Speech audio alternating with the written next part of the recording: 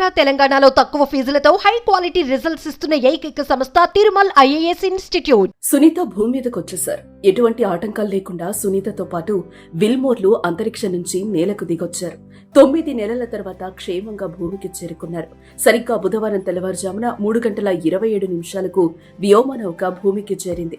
గంటకు 116 మైళ్ల వేగంతో 4 పారాచూట్ల సాయంతో గురుత్వాకర్షణ శక్తిని తట్టుకుంటూ ఫ్లోరిడా తీరంలో క్యాప్సూల్స్ సురక్షితంగా దిగాయి.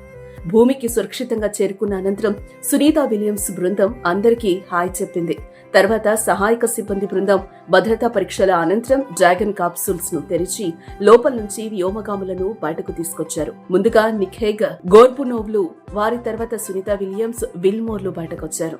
స్ట్రెచర్ పై వారిని ఎక్కించి లోపలికి తీసుకెళ్లారు. వీరిని హ్యూస్టన్ లో జాన్సన్ స్పేస్ సెంటర్ కు తరలించి వైద్య పరీక్షలు నిర్వహించారు. గతేడాది జూన్ 5న వారం రోజుల పరిశోధనల కోసం అంతర్జాతీయ అంతరిక్ష కేంద్రానికి వెళ్లి అనూహ్యంగా అక్కడ చిక్కుకున్న భారత సంతతికి చెందిన నాసా సునీత విలియమ్స్, విల్మోర్లను తీసుకురావడానికి స్పేసెక్స్, నాసా సంయుక్తంగా క్రూ 10 మిషన్ చేపట్టాయి.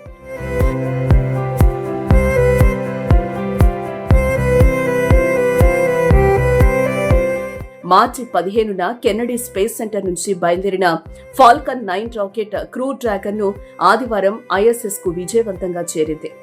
డాకింగ్ ప్రక్రియ ముగిసిన తర్వాత అందులోని 9 వ్యోమగాములు ఐఎస్ఎస్ లోకి ప్రవేశించారు.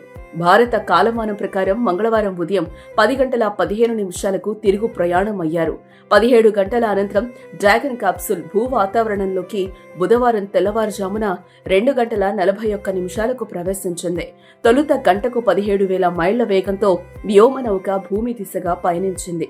క్రమంగా వేగం తగ్గించుకుంటూ గంటకు 116 మైళ్ల వేగంతో 4 పారాచూట్ల సాయంతో గురుత్వాకర్షణ శక్తిని తట్టుకుంటూ ఫ్లోరిడా తీరంలో క్యాప్సూల్స్ సురక్షితంగా దిగింది. క్షేమంగా సునీత భూమికి చేరుకోవడంతో మూడోసారి తన అంతరిక్షయానాన్ని విజయవంతంగా పూర్తి చేసుకున్న తొలి మహిళగా చరిత్ర సృష్టించారు. తొలిసారి 2006, తర్వాత 2012లో రెండోసారి వెళ్లారు. గతేడాది జూన్ 5న బోయింగ్ స్టార్ లైనర్ వ్యోమనౌకలో వెళ్లడం మూడోసారి. సునీత రాక కోసం ప్రపంచం ఎదురు చూసింది. భారత్లోని ఆమె సొంత రాష్ట్రం గుజరాత్లోని బంధువులు యజ్ఞం, పూజలు నిర్వహించారు. ఆమె నేలకు దిగిన వెంటనే అంత ఆనందంలో మునిగిపోయారు.